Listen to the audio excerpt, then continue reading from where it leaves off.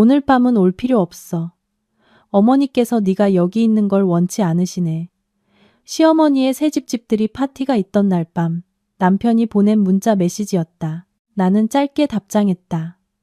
알았어요, 여보. 그들은 나를 무시하고 굴욕감을 주었다. 나는 그들이 후회하게 만들기로 결심했다. 모든 결제를 취소하고 모든 자금을 회수했다. 1시간 후 그들은 미친 듯이 나에게 전화하기 시작했다. 강서윤은 천천히 관자놀이를 마사지했다. 그녀 앞에 노트북 화면에는 방금 자신의 계좌에서 거액이 빠져나갔음을 알리는 숫자들의 행렬이 표시되어 있었다. 서울의 가장 고급 주거지역 중 하나인 평창동에 위치한 호화로운 저택의 마지막 잔금이었다. 그 집은 그녀를 위한 것이 아니었다. 그녀의 시어머니, 최 여사를 위한 집이었다. 서윤은 긴 한숨을 내쉬고 노트북을 닫은 뒤 가죽 사무실 의자에 등을 기댔다. 성공한 패션 수출 회사의 대표로서 서윤은 수십억 원의 결정을 내리는데 익숙했다. 하지만 이번 결정은 달랐다. 사라지지 않는 씁쓸함이 있었다. 모든 것은 석 달 전부터 시작되었다. 남편 박지훈이 안쓰러운 얼굴로 그녀를 찾아왔었다. 지훈은 좋은 사람이었다. 적어도 그녀는 그렇게 믿었다. 하지만 안타깝게도 그는 어머니의 뜻에 너무 순종적이었다. 그날 밤 지훈은 서윤 옆에 앉아 그녀의 손을 잡고 서윤이 이미 여러 번 들었던 설득을 시작했다. 서윤아, 어머니도 이제 연세가 있으시잖아. 남은 여생만큼은 제대로 된 집에서 사는 게 평생 소원이시래. 서윤은 침묵했다. 제대로 된이라는 말, 지훈과 최 여사가 말하는 제대로 된의 기준은 매우 상대적이었다. 최 여사가 지금 살고 있는 집도 이미 충분히 좋은 목동의 넓은 아파트였다. 하지만 최 여사는 항상 무언가 부족하다고 느꼈다. 최 여사는 서윤을 좋아한 적이 없었다. 그녀에게 서윤은 단지 사업에서 운이 좋았던 평범한 여자일 뿐이었다. 서윤의 사업가라는 지위는 자랑거리가 되기는커녕 질투의 대상이 되었다. 최 여사는 며느리로서 서윤이 모든 수입을 남편과 시어머니에게 맡겨 관리하게 해야 한다고 생각했다. 당연히 서윤은 거절했다. 그녀는 피땀 흘려 사업을 일구었고 그 돈은 오직 명확한 곳에만 사용하고 싶었다. 하지만 지훈은 그녀의 약점이었다. 어떤 집을 말하는 거예요, 여보? 그 순간 서윤이 물었다. 알잖아, 평창동에 있는 그 집. 어머니가 이미 보고 오셨어. 공기도 더 맑고 정원도 있대. 지훈은 서윤의 시선을 피하며 대답했다. 서윤은 거의 숨이 막힐 뻔했다. 평창동은 대한민국에서 가장 비싼 동네 중 하나였다. 그곳의 시세를 완벽하게 알고 있었다. 단순한 집이 아니라 작은 궁전이었다. 지훈 씨, 그 가격은 말도 안 돼요. 우리 지금 사업 확장 중이잖아요. 서윤이 협상을 시도했다. 제발, 서윤아. 이번 한 번만 우리 어머니를 위해서 약속할게. 이거 다음엔 절대 아무것도 부탁 안 하실 거야. 아들로서 어머니 소원 한 번 못 들어드리는 게 너무 죄송해서 그래. 지훈은 그의 주무기인 죄책감을 사용하기 시작했다. 그리고 언제나처럼 서윤은 마음이 약해졌다. 그녀는 지훈을 사랑했고 자신의 희생이 결국 최 여사가 자신을 받아들이게 만들 것이라는 희망을 항상 품고 있었다. 그렇게 집구매 절차가 시작되었다. 서윤이 모든 것을 처리했다. 고급 부동산과 협상한 것도 그녀였고 자신의 이름으로 주택담보대출 서류를 준비한 것도 그녀였다. 그리고 개인 저축의 상당 부분을 차지하는 계약금을 지불한 것도 그녀였다. 지훈과 최 여사는 초기 계약서에 서명하고 사진을 찍고 페인트 색을 고를 때만 나타났다.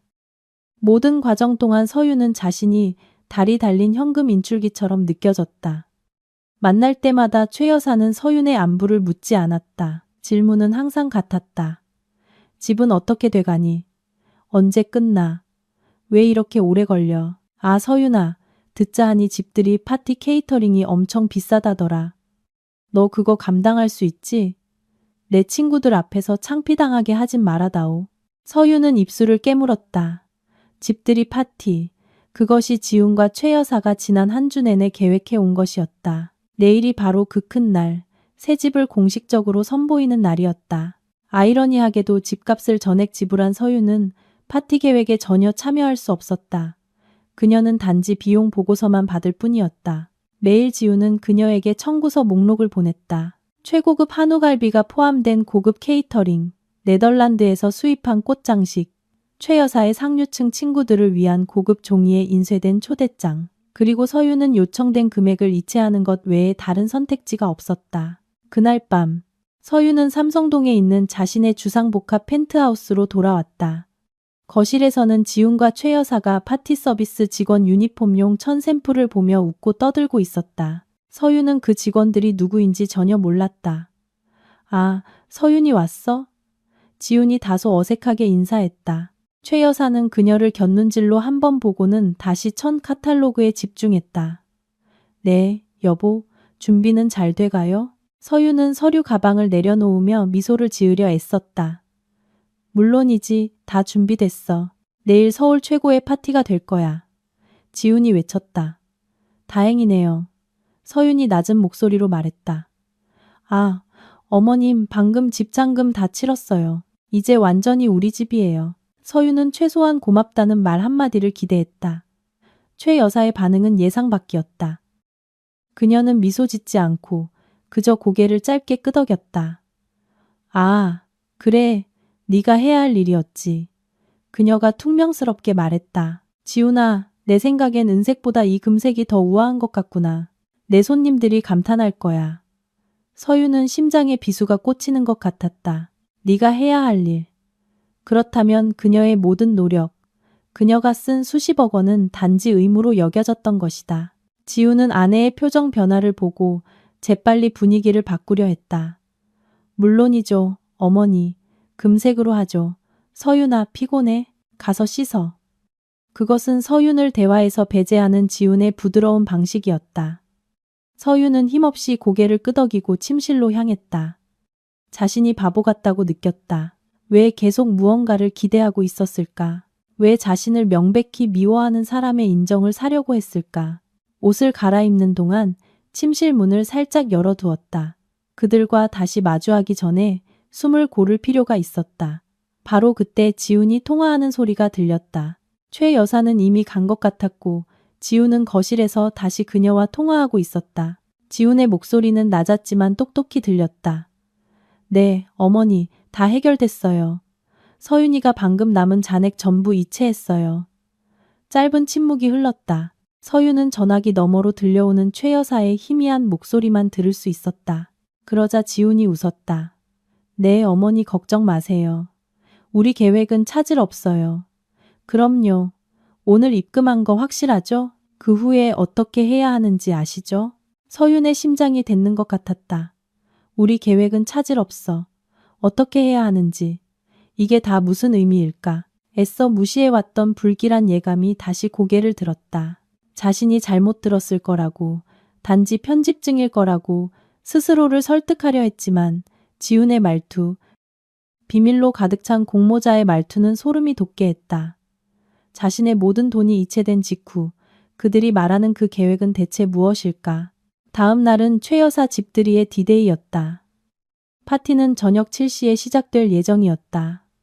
서유는 복잡한 심정으로 잠에서 깼다. 어젯밤 지훈과 최 여사의 전화 통화가 머릿속을 떠나지 않았다. 어떻게 해야 하는지 아시죠?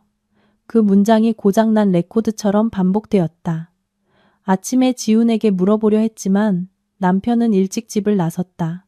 여보, 나 먼저 가서 어머니 준비하는 거 도와드려야겠어. 당신은 회사 일 봐. 아무것도 걱정하지 마. 지훈이 서둘러 신발을 신으며 말했다. 지훈 씨 같이 갈게요. 케이터링 확인하는 거라도 도울 수 있잖아요? 서윤이 제안했다. 지훈의 발걸음이 멈췄다. 그는 알 수 없는 표정으로 돌아섰다. 아니 서윤아, 거기 이미 사람 많아서 정신없어. 당신만 피곤할 거야. 오늘 밤 주인공은 당신이잖아. 나중에 예쁘게 하고 오기만 하면 돼. 그가 말했다. 그리고는 서윤의 이마에 서둘러 입을 맞추고 떠났다. 주인공. 서윤은 씁쓸하게 웃을 뻔했다. 자신의 파티에 대해 아무것도 모르는 주인공이 어디 있단 말인가. 모든 파티 비용을 지불하지만 참여하지 않는 주인공이 어디 있단 말인가. 사무실에 있는 내내 서윤은 일에 집중할 수 없었다. 개인 사무실에 정성스럽게 걸려있는 파티 드레스를 바라보았다. 그녀가 직접 디자인한 드레스, 로즈 골드 색상의 우아한 브로케이드 드레스에 같은 톤의 실크숄이었다. 그녀는 완벽하게 보이고 싶었다. 최 여사의 친구들을 위해서가 아니라 지훈을 위해서. 지훈이 자신을 자랑스러워하길 바랐다. 또한 아주 특별한 집들이 선물도 준비했다. 3개월 전에 의뢰한 유명 한국 조각가의 예술 작품이었다. 오후 4시. 서유는 일찍 퇴근하기로 결정했다. 차분하게 준비하고 싶었다. 집으로 가는 길에 지훈에게 전화했다. 여보, 몇 시에 데리러 올 거예요? 아니면 혼자 갈까요? 우리 옷 색깔 맞추기로 한 거 맞죠? 지훈의 전화는 울렸지만 받지 않았다. 서유는 메시지를 보냈다. 읽었음을 알리는 파란색 확인 표시가 떴지만 답장은 없었다. 서유는 한숨을 쉬었다. 많이 바쁜가 보네. 긍정적으로 생각하려 애썼다. 최 여사에게도 전화했다. 혹시 빠진 것이 있는지 형식적으로 묻기 위해서였다. 전화가 2번 울리더니 갑자기 끊겼다. 거절. 서윤의 심장이 불안하게 뛰기 시작했다. 왜 전화를 거절했을까? 다시 전화하니 바로 음성 사서함으로 넘어갔다. 나를 차단했어. 아니, 불가능해.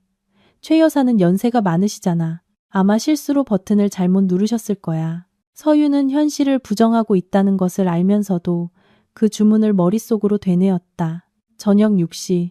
서윤은 샤워를 마치고 화장대 앞에 앉았다. 가볍게 화장을 하는데 손이 약간 떨렸다. 불길한 예감은 점점 더 강해졌다. 다시 지훈에게 전화했다. 이번에는 최 여사처럼 바로 음성 사서함으로 넘어갔다. 무언가 아주 잘못되었다. 서윤은 가만히 앉아 거울 속 자신의 모습을 바라보았다. 거울 속의 여자는 아름답고 성공했지만 처량해 보였다. 자신을 원하지 않는 사람들의 관심을 구걸하고 있었다. 자신의 전화조차 받지 않는 사람들의 호화로운 삶에 자금을 대고 있었다. 어젯밤 지훈의 말이 다시 떠올랐다. 그 후에 어떻게 해야 하는지 아시죠? 이게 그의 임무였을까? 모든 돈을 받은 후에 서윤을 제거하는 것. 집값이 지불된 후에 등골이 오싹해졌다. 아니야, 그럴 리 없어. 지훈 씨는 날 사랑해. 적어도 예전에는 그랬어. 저녁 6시 30분. 파티는 이미 시작되었을 시간이었다. 서윤은 여전히 자신의 방에 앉아 있었다. 아름다운 파티 드레스는 그대로 걸려 있었고 값비싼 선물은 여전히 포장된 상태였다. 세상에서 가장 어리석은 사람이 된 기분이었다. 자신이 돈을 낸 파티를 위해 준비하고 화장했지만 초대받았는지조차 확신할 수 없었다. 심호흡을 했다. 이 불확실성을 끝내야 했다. 명확한 대답이 필요했다. 휴대폰을 들고 메시지 앱을 열었다. 더 이상 전화는 하지 않을 것이다. 지훈이 솔직해질 수밖에 없는 메시지를 보낼 것이다. 마음은 산산조각 났지만 잘 관리된 그녀의 손가락은 떨림 없이 타자를 쳤다. 여보, 저 준비 다 됐어요. 지금 출발해요. 지훈에게 메시지를 보냈다. 즉시 회색 확인 표시 2개가 나타났다. 서윤은 휴대폰 화면을 깜빡이지 않고 뚫어지게 쳐다보며 그것들이 파란색으로 바뀌기를 기다렸다. 답장을 기다렸다. 1분이 지났다. 5분이 지났다. 손에 쥔 휴대폰이 무겁게 느껴졌다. 어떤 답장이 오든 자신의 인생을 영원히 바꿀 것임을 알고 있었다. 숨을 참았다. 호화로운 주 침실에서는 시간이 멈춘 듯 했다. 서윤은 화면을 뚫어지게 쳐다봤다. 그녀의 메시지는 방의 불빛 아래 너무나 순진하고 애처로워 보였다. 회색 체크 표시는 조롱처럼 느껴졌다. 지훈은 분명히 읽었을 것이다. 휴대폰을 손에 들고 있겠지만 답장하지 않기로 선택한 것이다. 몇 분이 더 지났고 서윤의 기다림은 초조함에서 차가운 불안감으로 변했다. 거실에 벽시계 소리가 들렸다. 그것은 마치 망치가 천천히 내리치는 소리 같았다. 정확히 6시 45분. 그녀의 손에 있던 휴대폰이 격렬하게 진동했다. 서윤의 심장이 목구멍까지 뛰어올랐다. 떨리는 손가락으로 화면 잠금을 해제했다. 남편으로부터 온 새 메시지였다. 단 한 문장. 그녀의 모든 두려움. 헛된 희생. 그리고 받았던 모든 굴욕을 요약하는 한 문장이었다. 오늘 밤은 올 필요 없어. 어머니께서 네가 여기 있는 걸 원치 않으시네. 서윤은 그 문장을 1번, 2번, 3번 읽었다. 단어들이 뇌 속으로 들어오는 것 같지 않았다. 이해할 수 없는 외국어처럼 낯설었다. 휴대폰이 그녀의 손에서 서서히 미끄러져 실크 잠옷으로 덮인 무릎 위로 떨어졌다. 그녀는 여전히 화장대 앞에 앉아 있었다. 거울에는 완벽하게 화장한 아름다운 여인이 텅 빈 눈으로 비치고 있었다. 옷장에 걸린 값비싼 로즈 골드색 드레스는 주인의 운명을 비웃는 듯했다. 비싼 예술품 선물은 침대 위에 놓여 어리석음의 기념비처럼 보였다. 초기의 충격은 몇 초 만에 지나갔고 그 뒤를 찌르는 듯한 물리적 고통이 따랐다. 거대한 손이 심장을 쥐어짜는 것 같았다. 미안해. 파티가 연기됐어도 아니었고 미안해. 어머니가 몸이 안 좋으셔도 아니었다. 그것은 노골적이고 잔인하며 의도적인 거절이었다. 그리고 메시지를 보낸 사람은 그녀의 남편 지훈이었다. 그는 단순한 전달자가 아니라 공범이었다. 갑자기 모든 퍼즐 조각이 맞춰졌다. 어젯밤 지훈의 전화통화. 우리 계획은 차질 없어. 어떻게 해야 하는지 아시죠? 이것이 지훈의 임무였다. 모든 청구서가 지불된 후 서윤을 깨끗하게 제거하는 것. 집값도 지불됐고 파티 비용도 지불됐다. 더 이상 서윤은 필요 없었다. 그녀는 단지 유효기간이 지난 현금 인출기일 뿐이었다. 다른 기억들이 걷잡을 수 없이 그녀의 마음속으로 밀려들었다. 최 여사가 감기에 걸렸다는 이유만으로 며느리가 간호해주길 원해서 파리행 중요한 출장을 취소했던 기억. 사실 최 여사는 단지 성공한 며느리를 하녀처럼 부릴 수 있다는 것을 이웃들에게 자랑하고 싶었을 뿐이었다. 완전히 실패한 지훈의 카페 사업 손실을 메꿔줬던 기억. 회사의 비상자금을 사용했지만 지훈이나 최 여사로부터 고맙다는 말 한마디 듣지 못했다. 오히려 불평만 들었다. 돈을 줄 거면 더 투자했어야지. 자본금이 더 있었으면 분명 성공했을 텐데. 서윤은 최 여사의 모든 비아냥거림을 기억했다. 서윤이 너무 뻣뻣하고 구식이라거나 일에 너무 집착해서 여자로서의 의무를 잊었다는 말들. 그리고 가장 고통스러웠던 것은 아직 손주를 낳아주지 않았다는 이유로 불임이라는 말이었다. 사실 그들은 결혼한 지 겨우 2년밖에 되지 않았고 지훈과 그의 가족의 재정을 안정시키기 위해 임신을 미룬 것은 서윤이었다. 이 모든 시간 동안 서윤은 모든 것을 견뎌냈다. 지훈에 대한 사랑 때문에 모든 것을 삼켰다. 항상 지훈이 자신의 편이라고, 단지 아내와 어머니 사이에서 힘들어할 뿐이라고 생각했다. 하지만 이 문자 메시지가 증거였다. 지훈은 힘들어하지 않았다. 그는 선택했고 서윤을 선택하지 않았다. 눈물이 눈꺼풀에 고이기 시작했다. 뜨겁고 찌르는 듯하며 굴욕감으로 가득했다. 거의 흐느낄 뻔했다. 소리치고 싶었다. 물건을 던지고 미친 사람처럼 울고 싶었다. 하지만 거울 속 자신의 모습을 본 순간 다른 일이 일어났다. 눈물이 눈꺼풀 가장자리에서 멈췄다. 드라이아이스처럼 차갑고 맑은 분노가 그녀의 혈관을 타고 흐르기 시작했다. 고통은 사라지지 않았지만 형태를 바꿨다. 그것은 힘이 되었다. 그녀는 더 이상 자신의 운명을 한탄하는 약한 여자가 아니었다. 그녀는 자신의 손으로 사업을 일군 강서윤이었다. 국제적인 고객들과 협상하는 여자, 어려운 결정을 내리는 것을 두려워하지 않는 여자였고, 오늘 밤 그녀는 인생에서 가장 어렵고 동시에 가장 쉬운 결정을 내릴 것이었다. 그녀는 희생자가 아니었다. 자신의 투자가 썩었다는 것을 막 깨달은 투자자였다. 그리고 현명한 투자자는 투자가 썩었다는 것을 알았을 때 어떻게 하는가? 손실을 끊어낸다. 서윤은 떨어뜨렸던 휴대폰을 집어들었다. 그녀의 손가락은 더 이상 떨리지 않았다. 지훈의 메시지를 다시 열었다. 오늘 밤은 올 필요 없어. 어머니께서 네가 여기 있는 걸 원치 않으시네. 마지막으로 메시지를 읽었다. 고통이 아니라 혐오감으로 차갑고 아이러니한 미소가 누드톤으로 칠해진 그녀의 입술에 스쳤다. 거울을 보고 스스로에게 낮은 목소리로 말했다. 좋아, 당신들이 시작했어. 그녀의 손가락이 화면 위에서 춤을 췄다. 짧은 답장을 써서 지훈에게 보냈다. 그들이 순간적인 승리감에 잠들게 할 답장이었다. 알았어요, 여보. 메시지를 보냈다. 지훈이 그것을 읽고 안도할 것임을 알고 있었다. 좋아, 언제나처럼 순종적이군. 아마 지훈은 다시 파티를 즐기러 돌아갈 것이다. 승리에 취해서. 서윤은 개인 휴대폰을 화장대 위에 내려놓았다. 오늘 밤 더는 필요 없을 것이다.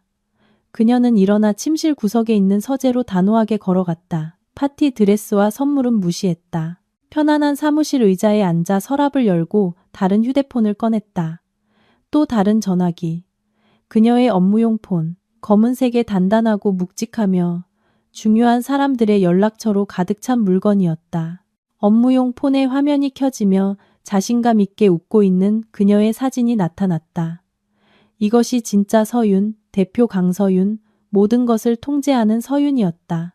심호흡을 하고 천천히 내쉬었다. 방 안의 공기가 무겁게 느껴졌다. 다음 1시간 동안 다리를 불태울 것임을 알고 있었지만 제 위에 새로운 궁전을 짓기 위해서는 그렇게 해야 한다는 것도 알고 있었다. 그녀의 손가락이 화면을 터치하고 단축 다이얼 목록의 첫 번째 이름을 찾았다. 그 이름은 박 팀장, 프라이빗 뱅킹이었다. 게임은 이제 막 시작되었다. 저녁 7시. 서윤은 통화 버튼을 눌렀다. 전화는 지난 5년간 그녀의 자산을 관리해 온 프라이빗 뱅커, 박 팀장에게 연결되었다. 박 팀장은 진정한 프로였다.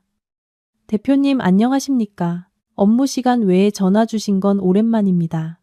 차분하고 굵은 목소리가 저편에서 들려왔다. 박 팀장님 안녕하세요. 방해해서 죄송합니다. 오늘 밤 당장 처리해야 할 긴급 요청이 몇 가지 있습니다. 바쁘지 않으시길 바랍니다. 서윤의 목소리는 몇 분 전과는 완전히 달랐다. 감정이나 망설임의 흔적은 없었고 오직 차갑고 명확한 지시의 어조만 있었다. 박 팀장은 심각성을 파악했다. 물론입니다, 대표님. 준비됐습니다. 무엇부터 도와드릴까요? 서윤이 시작했다. 제 이름으로 된 모든 계좌에서 평창동 부동산 또는 관련 계좌로 설정된 모든 자동 이체 및 예정된 송금을 즉시 취소해 주십시오. 지금 이 순간부터 효력이 발생합니다. 관리비, 공과금, 뭐든지요. 알겠습니까? 알겠습니다. 부동산 관련 자동 이체 모두 취소하겠습니다. 박 팀장이 컴퓨터에 타이핑하는 소리가 들렸다. 또 다른 것이 있습니까? 네, 이게 핵심입니다. 서윤이 계속했다. 오늘 오후에 제가 이체한 20억 원의 최종 잔금에 관한 것입니다. 자금이 이미 시행사 계좌에 도착한 것은 알지만 그 주택의 매매 계약서가 누구 명의로 되어 있는지 알고 싶습니다. 박 팀장이 데이터를 확인했다. 여기 기록에 따르면 계약자 명의는 최 여사님으로 되어 있습니다. 그리고 대표님께서는 총보증인이자 주 채무자로 등재되어 있습니다. 모든 자금은 대표님 계좌에서 출금되었습니다. 완벽해요. 서윤이 낮은 목소리로 말했다. 박 팀장님 즉시 은행 법무팀에 연락하세요. 그 거래를 동결시키고 싶습니다. 제 자금을 회수하고 싶어요. 이유를 찾으세요. 사기, 강압 또는 부당한 영향력 등 어떤 이유든 사용하세요. 상관없습니다. 그 집의 소유권 이전 절차에 문제가 생기게 하고 싶습니다. 박 팀장의 작은 한숨 소리가 들렸다. 대표님, 그건 매우 복잡합니다. 자금은 이미 이체되었고 지불 완료된 계약을 취소하는 것은 복잡한 거 압니다. 서윤이 단호하게 말을 끊었다. 쉬운 일 하라고 팀장님께 월급 드리는 거 아닙니다. 저는 VIP 고객이고 오늘 밤 제 최우선 과제는 그 거래의 법적 문제를 만드는 것입니다. 저는 소유권 이전과 관련된 어떤 서류에도 서명하지 않을 겁니다. 그 집을 은행 분쟁 상태로 만드세요. 제 말 알아듣겠습니까? 알겠습니다, 대표님. 지금 바로 법무팀에 보고하겠습니다. 제가 할 수 있는 모든 조치를 취하겠습니다. 박 팀장의 목소리는 이제 매우 진지했다. 좋습니다. 세 번째, 이건 가장 쉽습니다.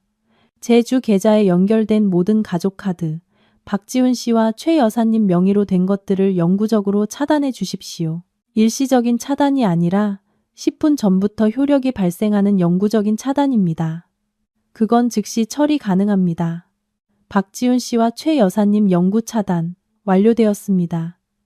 박 팀장이 말했다. 더 필요하신 것이 있습니까? 지금은 그것으로 충분합니다. 1시간 안에 모든 요청에 대한 확인 이메일을 보내주세요. 서윤이 말하고 전화를 끊었다. 그녀는 멈추지 않았다. 그녀의 손은 즉시 다음 연락처를 찾았다. 평창동 부동산의 마케팅 이사 김 이사였다.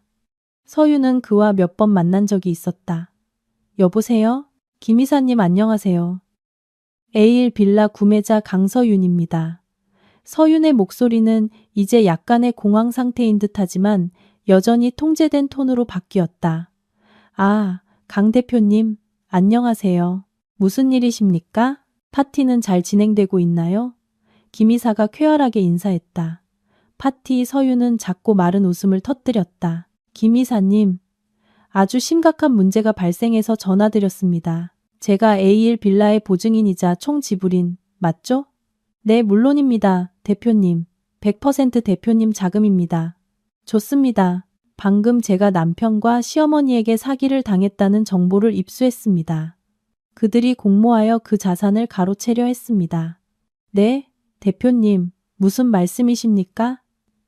김 이사의 목소리가 높아졌다. 설명할 시간은 없지만 분명한 것은 합법적인 지불인인 제가 소유권 이전에 동의한 적이 없다는 것입니다. 공식적으로 알립니다. 저는 모든 자금을 회수할 것이고 그 주택에 대한 분쟁을 제기할 것입니다. 저는 오늘 오후 압박 속에서 송금했습니다.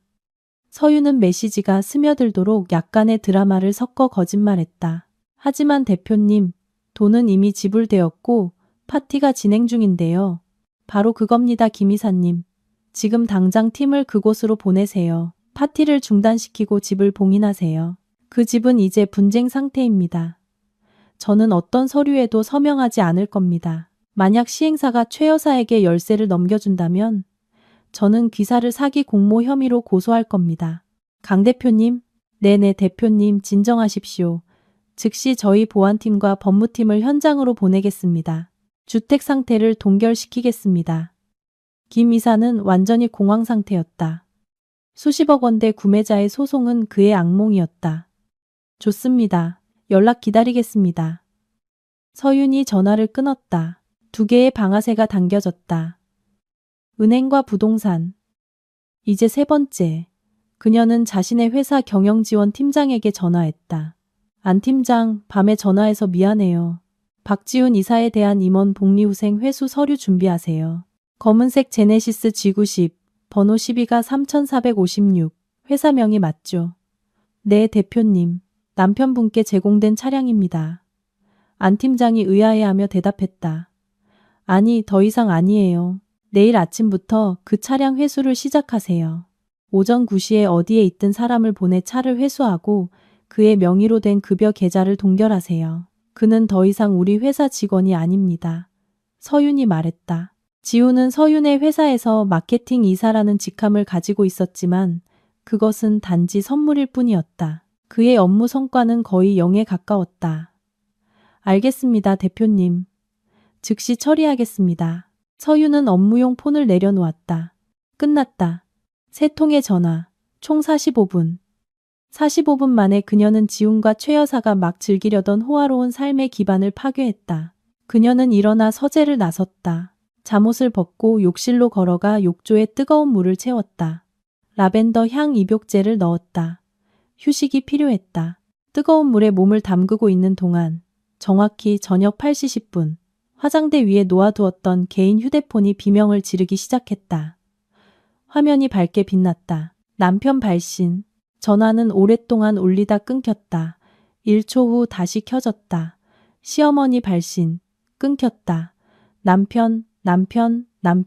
휴대폰이 유리 테이블 위에서 격렬하게 진동하며 방 안에 윙윙거리는 소리를 냈다. 전화는 끊임없이 공황 상태로 분노에 가득 차서 걸려왔다. 서유는 눈을 감고 욕조 가장자리에 머리를 기댔다. 희미하게 미소 지었다. 그 전화기는 건드리지 않았다.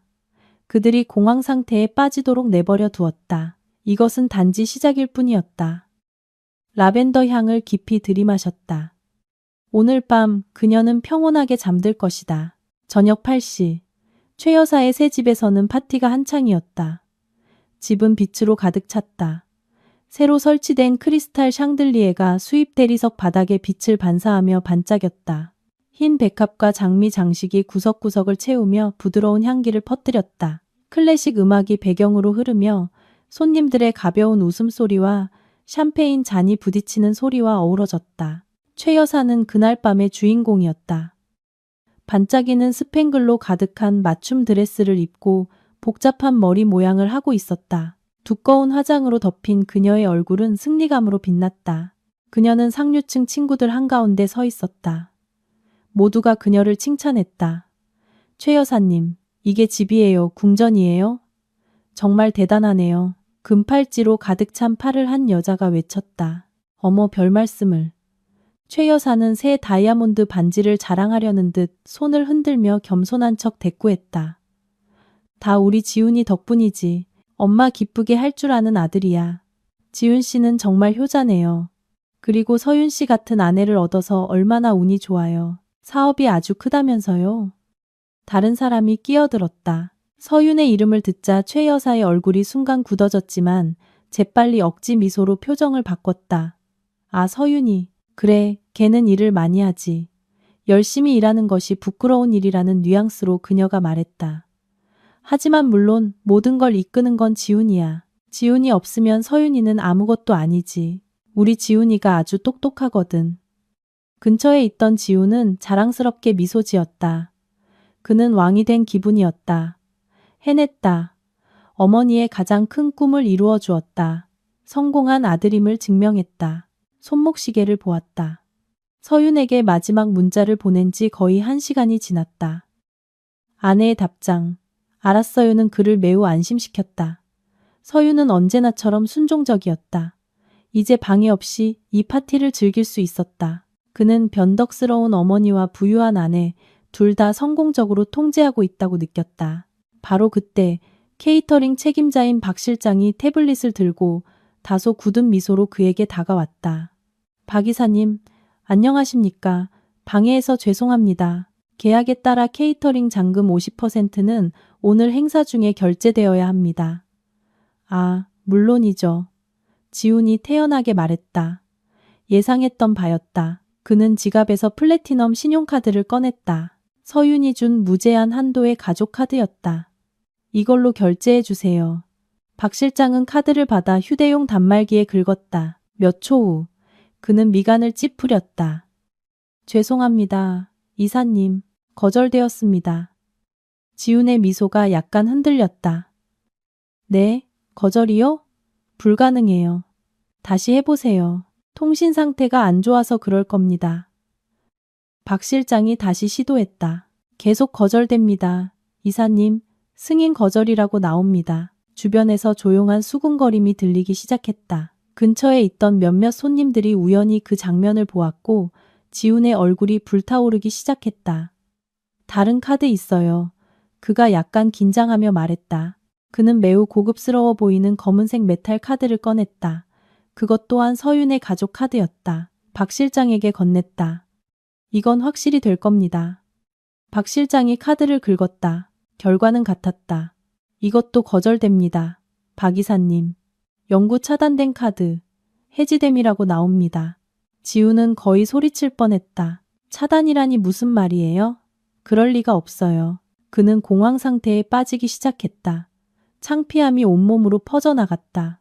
손님들의 시선이 자신에게 꽂히는 것을 느낄 수 있었다. 죄송합니다만. 박 실장의 목소리는 이제 더 단호하고 차가워졌다. 그의 친절한 미소는 사라졌다. 총 금액은 3천만 원입니다. 저희 회사 규정은 엄격합니다. 결제가 완료되지 않으면 저희는 서비스를 중단해야 합니다. 서비스 중단이요? 파티가 한창인데. 지훈이 쏘아붙였다. 음료 서빙을 중단하고 셰프들은 메인 요리 준비를 멈출 겁니다. 그리고 30분 안에 해결되지 않으면 뷔페를 철수하기 시작하겠습니다. 미쳤어요? 지훈은 정말 공황 상태였다. 최 여사는 소동을 눈치채고 다가왔다. 지훈아, 무슨 일이니? 왜 박 실장 표정이 안 좋아? 최 여사의 목소리는 여전히 거만했다. 신용카드에 문제가 있습니다. 여사님. 박 실장이 더 이상 존중을 보이지 않고 직설적으로 말했다. 케이터링 비용이 아직 지불되지 않았습니다. 최 여사의 눈이 휘둥그레졌다. 뭐? 지훈아, 왜 아직 지불이 안 됐어? 내 아내는 어디 있니? 왜 걔가 이걸 처리하지 않은 거야? 바로 그때 두 번째 혼돈이 닥쳤다. 클래식 음악이 갑자기 멈췄다. 모든 손님들이 입구 쪽으로 고개를 돌렸다. 그곳에는 검은 정장을 입은 세 남자가 서 있었다. 그들은 손님이 아니었다. 그들의 얼굴은 심각하고 긴장되어 있었다. 중앙에 서서 가장 권위 있어 보이는 사람은 지훈도 아는 부동산의 김이사였다. 신사숙녀 여러분, 안녕하십니까? 파티를 방해해서 죄송합니다. 김이사의 목소리가 갑자기 조용해진 공간에 크고 분명하게 울려 퍼졌다. 저는 평창동 부동산의 김이사입니다. 최 여사님과 박지훈 이사님을 찾고 있습니다. 모든 시선이 이제 지훈과 최 여사에게 향했다. 두 사람은 무대 위 스포트라이트를 받는 것 같았다. 무슨 일이시죠, 김 이사님? 지훈이 물었다. 그의 목소리가 떨렸다. 매우 심각한 행정상의 문제가 발생했습니다. 김 이사가 다가오며 말했다. 그는 더 이상 파티 예절을 신경 쓰지 않았다. 방금 은행과 저희 법무팀으로부터 통보를 받았습니다. 이 주택의 주채무자이자 총보증인인 강서윤 대표님께서 이 거래에 대한 동의를 철회하셨습니다. 뭐라고요? 최 여사가 소리쳤다. 동의를 철회하다니? 그게 무슨 말이야? 이 집은 돈 다 냈어. 내 아들 아내가 다 냈다고. 그것이 문제입니다, 여사님. 김 이사의 목소리는 차가웠다. 그녀가 지불했고 그녀가 분쟁을 제기했습니다. 강 대표님은 사기 및 강압 상황을 주장하고 계십니다. 합법적인 지불인으로서 여사님께 열쇠를 넘겨주는 것에 결코 동의한 적이 없다고 하십니다. 오늘 오후에 이체된 자금은 그녀의 요청에 따라 은행에 의해 동결되었습니다. 법적으로 이 집은 현재 분쟁 상태입니다. 정적. 손님의 잔에서 얼음이 녹는 소리가 들릴 정도로 조용했다. 분쟁. 최 여사의 얼굴이 시체처럼 창백해졌다. 우리는 어떻게 해야 하죠? 한 손님이 침묵을 깨며 물었다. 이 파티는 끝났습니다. 김 이사가 단호하게 말했다. 법적 안전을 위해 모든 손님들께 즉시 이곳을 떠나주시기를 요청합니다. 이 집은 법적 상황이 명확해질 때까지 저희가 임시로 봉인할 것입니다. 혼돈이 폭발했다. 그 상류층 여성 손님들은 두 번 말할 필요도 없었다. 그들은 서둘러 수군거리며 빠져나갔다. 몇몇은 심지어 노골적으로 비웃었다. 최고의 파티는 순식간에 지옥으로 변했다. 이럴 순 없어. 지훈이 소리쳤다. 그는 휴대폰을 꺼냈다. 서윤에게 전화해야 했다. 떨리는 손으로 아내의 번호를 눌렀다. 전화가 울렸다. 받지 않았다. 다시 전화했다. 받지 않았다. 받아, 서윤아. 제발 받아. 지훈이 절박하게 소리쳤다. 최 여사는 공황 상태인 지훈을 보고 자신의 휴대폰을 꺼냈다. 내가 전화하마. 나한테는 분명 꼼짝 못할 거야. 최 여사가 전화했다. 거절됨. 다시 전화했다. 음성 사서함. 또 다시 전화했다.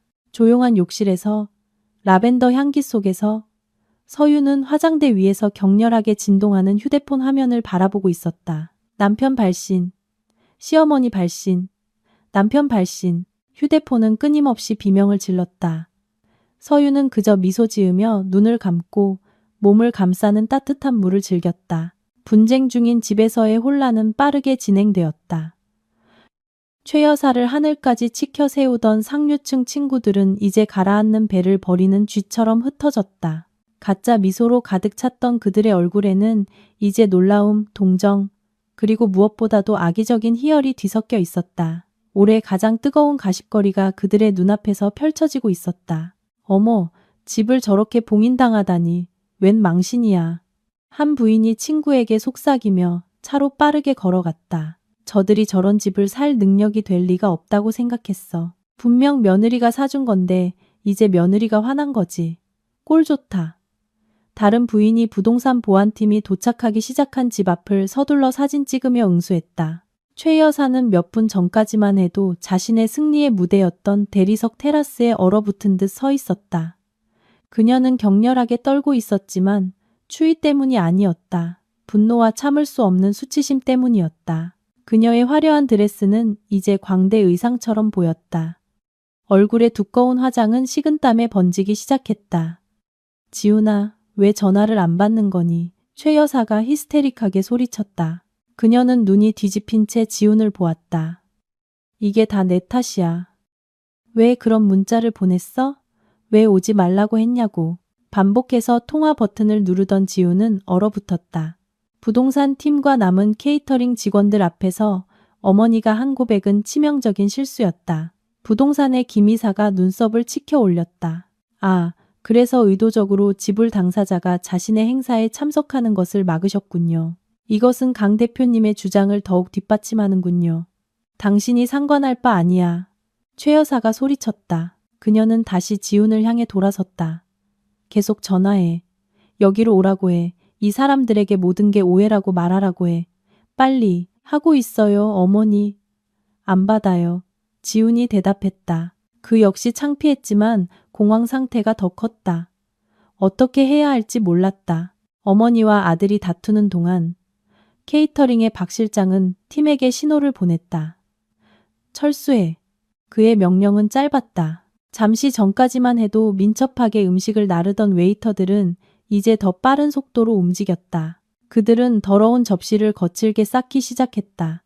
한우꼬치, 대하구이, 연어, 손도 대지 않은 뷔페 음식은 즉시 덮여 카트에 실려 나갔다. 설치했던 모든 꽃장식을 뜯어냈다. 웨이터들은 커피 머신을 해체하고 모든 병을 회수했다. 그들은 전문 도둑팀처럼 빠르고 효율적으로 일했다. 어이, 지금 뭐 하는 겁니까? 최 여사가 소리쳤다. 그 음식을 가져갈 순 없어요. 이건 더 이상 지불된 것이 아닙니다. 여사님, 박 실장이 냉소적으로 대꾸했다. 계약에 따라 결제가 거부되었으므로 저희 소유인 모든 것을 회수합니다. 미납 씨, 손대지 않은 음식을 포함한 모든 물품은 저희에게 귀속됩니다. 몇몇 웨이터들은 심지어 식탁보까지 걷어내 텅 빈 나무 테이블만 남겼다. 호화로운 파티는 이제 막 약탈당한 장소처럼 보였다. 최 여사의 수치심은 극에 달했다. 그녀는 자신의 화려함의 잔해가 눈앞에서 벗겨지는 것을 지켜봐야 했다. 케이터링이 떠난 후 부동산 팀의 차례였다. 김 이사는 커다란 노란색 스티커 롤을 꺼냈다. 박 이사님, 최 여사님, 정말 유감입니다만 이 부동산을 비워주시길 요청합니다. 뭐라고요? 우리를 쫓아내는 거예요? 여긴 우리 집이에요. 최 여사가 울부짖었다. 더 이상 아닙니다, 여사님. 이 분쟁이 해결될 때까지 이곳은 은행에 의해 압류된 시행사 소유 부동산입니다. 중요한 개인 물품이 있다면 챙기십시오. 5분 드리겠습니다. 김 이사를 동반한 거구의 보안 요원이 말했다. 5분. 지훈과 최 여사는 그곳에 아무것도 없었다. 산산조각 난 자존심을 제외하고는 두 사람은 가장 비싼 파티복을 입은 채 비틀거리며 테라스 계단을 내려왔다. 그들 뒤로 보안팀이 웅장한 나무 문에 커다란 노란색 스티커를 붙였다. 법적 분쟁으로 출입 금지. 그리고 경비원은 정문에 추가 자물쇠를 채웠다. 최 여사와 지훈은 이제 꿈의 집 문 밖 길거리에 서 있었다. 정원 조명은 여전히 켜져 아이러니하게도 그들의 창백하고 패배한 얼굴을 비추고 있었다. 마지막 손님들의 차들이 쌩쌩 지나갔다. 승객들은 귀찮다는 듯 인사조차 하지 않았다. 이건 꿈이야, 지훈아. 꿈이지, 그렇지? 최 여사가 속삭였다. 그녀는 다리에 힘이 풀려 먼지투성이 보도에 주저앉았다. 그녀의 비싼 드레스가 더러워졌다. 지훈은 대답하지 않았다. 그는 여전히 휴대폰을 보고 있었다. 수십 통의 부재중 전화.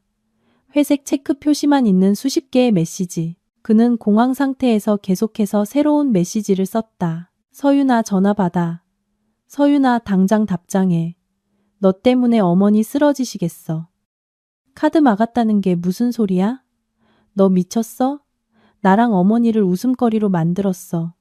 답장하라고 했잖아. 계속되는 메시지는 답장 없이 보내졌다. 지훈은 휴대폰을 도로에 던져버리고 싶었다. 그는 절망적이고 분노했으며 두려웠다. 자신의 아파트에서 서윤은 마침내 욕실에서 나왔다. 편안한 면 잠옷을 입고 있었다. 머리는 수건으로 감싸고 있었다. 여전히 진동하는 개인 휴대폰을 집어들었다. 지훈의 분노와 공황이 담긴 메시지를 보았다. 그 모든 메시지를 평온한 표정으로 읽었다. 그리고 그녀의 우아한 손가락이 답장을 썼다. 그녀는 지훈의 쏟아지는 질문에 답하지 않고 단지 그의 오만의 심장을 정확히 꿰뚫는 단순하고 직설적인 한 문장만 썼다. 무슨 일 있어요, 여보? 어머니께서 내가 거기 있는 걸 원치 않으신다고 했잖아요. 메시지가 전송되었다. 파란색 체크 표시 2개. 봉인된 집 앞. 어두운 보도 위에서 지훈의 휴대폰이 울렸다. 서윤의 답장이었다. 지훈은 서둘러 열었다. 최 여사는 희미한 희망을 보고 머리를 기울였다. 그들은 그 문장을 함께 읽었다. 무슨 일 있어요, 여보? 어머니께서 내가 거기 있는 걸 원치 않으신다고 했잖아요. 정적. 그 순간 지훈과 최 여사는 깨달았다. 이것은 사고가 아니었다. 은행 시스템의 오류가 아니었다. 오해가 아니었다. 이것은 복수였다. 서윤은 알고 있었다. 모든 것을 알고 이 모든 것을 계획했다. 지훈의 얼굴은 공황에서 공포로 바뀌었다. 최 여사의 얼굴은 분노에서 순수한 두려움으로 바뀌었다. 그들은 방금 깨달았다. 그들은 순종적인 며느리를 모욕한 것이 아니었다. 잠자는 용을 깨운 것이었다. 고급 주택 단지 밖의 거리는 차갑고 조용했다. 방금 겪었던 파티의 화려함과는 너무나 달랐다. 최 여사와 지훈은 이제 말 그대로 길거리에 있었다. 굴욕을 당하고 쫓겨난 후 그들은 비싼 옷을 입은 2명의 거지처럼 보도 위에 서 있었다. 잡으려는 택시들은 여러 번 그냥 지나쳤다. 아마도 방금 소동이 있었던 곳에서 승객을 태우고 싶지 않았을 것이다. 마침내 거의 30분 동안 수치심을 견딘 후 한 택시가 그들을 태우기 위해 멈췄다. 차 안은 숨 막히는 침묵으로 가득 찼다. 지훈은 앞자리에 앉았다. 그의 손가락은 쉬지 않고 휴대폰 키보드를 두드리며 답장 없는 분노의 메시지를 보냈다. 최 여사는 뒷자리에 앉아 창문에 기대고 있었다. 그녀의 창백한 얼굴은 이제 억눌린 분노로 일그러져 있었다. 그녀의 호화로운 드레스는 땀으로 축축한 피부에 가렵게 느껴졌다. 택시기사는 백미러로 그들을 곁눈질하며 긴장감을 느꼈지만 조용히 있었다. 어디로 갈까요? 고속도로 입구에 가까워지자 운전사가 낮은 목소리로 물었다. 지훈은 침묵했다. 뭐라고 대답해야 할지 몰랐다. 어머니가 항상 불평하던 그 작고 낡은 집으로 돌아가야 할까? 아니면 서윤의 아파트. 삼성동의 그 고급 펜트하우스로? 삼성동으로. 뒷자리에서 최 여사가 속삭였다. 그녀의 목소리는 쉬어 있었다. 그 여자를 만나야 해. 이 모든 걸 취소하게 만들어야지. 지훈은 고개를 끄덕였다. 삼성동으로 가주세요. 그가 운전사에게 말했다. 서윤과 얘기해야 했다. 이건 분명 그냥 허세일 것이다. 서윤은 그를 사랑했다. 분명 서윤의 마음을 다시 돌릴 수 있을 것이다. 조금 화를 내고 조금 애원하면 서윤은 그가 알던 순종적인 아내로 돌아올 것이다. 고급 아파트 건물 로비에 도착했을 때 지훈은 첫 번째 문제에 부딪혔다. 로비문에 출입카드를 댔다. 빨간 불이 켜졌다. 실패, 다시 시도했다. 실패, 접근 거부. 지훈이 나지막이 욕설을 내뱉었다. 이제 또 뭐야? 최 여사가 소리쳤다. 카드가 안 돼. 지훈이 으르렁거렸다. 박 이사님. 로비의 보안 요원이 그들에게 다가왔다. 죄송합니다만 소유주님의 요청에 따라 이사님의 카드 사용이 정지되었습니다. 소유주, 내가 남편이야. 지훈이 감정적으로 폭발하기 시작했다. 죄송합니다. 규칙은 규칙입니다. 강 대표님 댁에 먼저 연락해서 출입 허가를 받아야 합니다. 경비원이 단호하지만 정중하게 말했다. 최 여사의 얼굴이 토마토처럼 붉어졌다. 새 집에서 쫓겨나고 이제는 아들의 것이라고 생각했던 아파트에 들어가기 위해 손님처럼 허락을 받아야 했다. 이것은 참을 수 없는 새로운 층위의 굴욕이었다. 경비원이 인터폰으로 전화했다. 안녕하십니까, 강 대표님. 보안실입니다. 박지훈 이사님과 최 여사님께서 로비에 계십니다. 올려보내도 되겠습니까? 짧은 침묵이 흘렀다. 지훈은 숨을 참았다. 만약 서윤이 로비에서 그들을 거절하면 그의 인생은 끝장이었다. 서윤의 차분한 목소리가 인터폰을 통해 들려왔다. 올라오라고 하세요. 기다리고 있으니까요. 지훈은 약간 안도했다. 봤지? 날 기다린대. 그가 경비원에게 말하고 어머니의 팔을 끌어 엘리베이터로 향했다. 엘리베이터는 너무 느리게 움직이는 것 같았다. 지우는 구겨진 셔츠를 바로잡았다. 최 여사는 헝클어진 머리를 정돈했다. 그들은 전쟁을 준비하고 있었다. 딩. 엘리베이터 문이 펜트하우스 층에서 열렸다. 지우는 초인종을 누를 필요가 없었다. 집 문이 살짝 열려 있는 것을 보았다. 그는 문을 거칠게 밀었다. 서윤아, 이게 다 무슨 짓이야. 그가 들어가며 소리쳤다. 아파트 안의 광경은 그를 아연실색하게 만들었다. 서윤은 울고 있지도 두려워하지도 공황 상태에 빠져 있지도 않았다. 그녀는 면 잠옷을 입고 젖은 머리를 수건으로 감싼 채 거실 소파에 편안하게 앉아 있었다. 그녀 앞에 커피 테이블에는 김이 모락모락 나는 생강차 한 잔이 놓여 있었다. 그녀는 마치 방금 홈스파를 즐긴 것처럼 평온하고 상쾌해 보였다. 더럽고 지치고 분노로 가득 찬 지훈과 최 여사와는 극명한 대조를 이루었다. 앉아요. 서윤이 낮은 목소리로 말했다. 그녀의 목소리는 연못의 물처럼 고요했다. 앉으라고? 최 여사가 소리치며 한 걸음 나아갔다. 우리를 그 망신을 시켜놓고 앉으라고? 네가 무슨 짓을 했는지 알아? 서윤아, 장난이 뭔지 모르겠지만 이건 너무 심했어. 지훈이 끼어들었다. 그의 목소리는 분노와 두려움 사이에서 떨렸다. 모든 사람들 앞에서 우리를 망신 줬어. 내 카드를 취소하고 어머니 집을 봉인했어. 너 미쳤어? 서윤은 지훈을 뚫어지게 쳐다봤다. 남편의 눈에서 한때 사랑했던 남자의 흔적을 찾았다. 아무것도 찾을 수 없었다. 오직 두려움과 이기심 뿐이었다. 미쳤다고? 서윤이 마침내 입을 열었다. 그녀의 목소리는 높아지지 않았지만 날카로웠다. 누가 미친 거죠? 당신들 꿈의 집을 사주기 위해 뼈 빠지게 일했나? 아니면 내 돈을 즐기면서 내 등 뒤에서 나를 모욕하는 당신들? 지우는 침묵했다. 내가 당신들을 망신 줬다고요? 서윤이 유머 없는 작은 웃음을 터뜨렸다.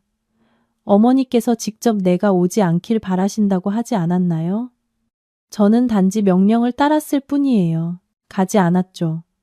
그냥 내 소유인 모든 것을 회수했을 뿐이에요. 내 소유라고? 최 여사가 소리쳤다. 여기에 내 것은 아무것도 없어. 네가 가진 모든 것은 내 아들 지훈이 덕분이야. 내 아들 없었으면 너는 아무것도 아니었을 거라고. 내 모든 재산은 내 아들 재산이기도 해. 아드님 재산이요? 서윤은 이제 시어머니를 보았다. 희미한 미소가 사라졌다. 지훈이 한 번도 본 적 없는 차가운 시선으로 대체되었다. 사실을 얘기해 볼까요? 어머님? 저는 지훈 씨와 결혼하기 6년 전에 이 회사를 설립했어요. 지훈 씨를 만나기 2년 전에 이 아파트를 현금으로 샀고요. 차고에 있는 차들은 모두 제 회사 명이고 그렇게 자랑하시던 그 호화로운 집은 100% 제 개인 계좌에서 나온 돈으로 지불됐어요. 그러니 정확히 말씀해 주시죠. 아드님 재산이 어디에 있죠? 최 여사는 입이 딱 벌어졌다. 그녀는 대답할 수 없었다. 서윤아, 말도 안 되는 소리 그만해. 지훈이 대화를 장악하려 했다. 그의 어조는 약간 부드러워지며 애원 전략을 시도했다. 알았어. 내가 잘못했어. 그 문자 보낸 거 사과할게.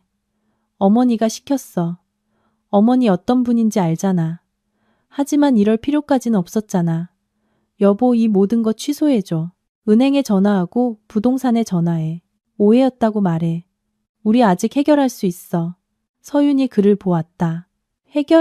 해결할 건 아무것도 없어요, 지훈 씨. 그 문자 메시지는 실수가 아니었어요. 진실이었죠. 마침내 제 눈을 뜨게 해준 진실. 그녀는 자리에서 일어났다. 난 끝났어요. 그녀가 차분하게 말했다. 끝나다니? 무슨 뜻이야? 지훈이 물었다. 불길한 예감이 그를 덮쳤다. 서윤은 문 쪽으로 걸어갔다. 그 옆에는 2개의 큰 여행 가방과 여행용 가방 하나가 있었다. 지훈이 자신의 것으로 알아본 가방들이었다. 이 결혼은 끝났고 당신들의 현금 인출기로서의 내 역할도 끝났어요. 서윤이 말했다. 그녀는 지훈을 향해 가방들을 부드럽게 찼다. 당신 물건들이에요. 넣을 수 있는 건 다 넣었어요. 비싼 옷, 시계 컬렉션, 신발들. 지훈의 눈이 공포로 커졌다. 나를 쫓아내는 거야?